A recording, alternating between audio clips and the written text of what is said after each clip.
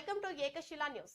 వరంగల్ రామన్నపేటలోని doctor A Rajendra Prasad Bharati charitable trust ఆధ్వర్యంలో సావిత్రిబాయి జ్యోతిరావు పులే జయంతి పురస్కరించుకొని గూండ సింగారం ప్రాథమిక పాఠశాలలో గల 1-2 అంగన్వాడీ సెంటర్లలో కోడ్ 106036 లోని 20 మంది పిల్లలకు పలకలు బలపాల పంపిణీ చేశారు.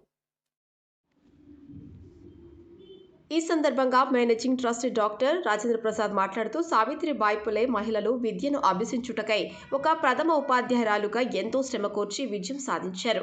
సావిత్రిబాయి పులే జయంతి రోజున వారిని మనం స్మరించుకోవడం, మనలను మనం గౌరవించుకున్నట్లుగా భావించవలసిన అవసరం ఎంతైనా ఉంది అన్నారు. చదువు సంస్కారాన్ని, సభ్యతను, వినయం, విధేయతలతో పాటు వ్యక్తిత్వ వికాసంతో పెంపొందిస్తోందని, సమాజంలో మన చుట్టూ ఉన్న నిరక్షరాస్యతను నిర్మూలించవచ్చు అన్నారు. పూర్వకాలంలో ఆడపిల్లలను చదువు ఉంటే చదివించేవారు కారు. కానీ ఇప్పుడు ఒక గృహిణి చదువుకున్నచో ఆ కుటుంబం విద్యావంతులే కాకుండా చుట్టుపక్కల వారికి కూడా మార్గదర్శకులవుతారన్నారు. ప్రధానోపాధ్యాయులు కె వేణు మాట్లాడుతూ ట్రస్ట్ వారు ఇలా పంపిణీ చేయడం సంతోషకరమైన విషయమన్నారు. అంగన్వాడీ టీచర్ సావిత్రి మాట్లాడుతూ మేము మా పిల్లలను ఎలా చూసుకుంటామో అలాగే ఈ పిల్లలను కూడా చూసుకుంటామని వివరించారు.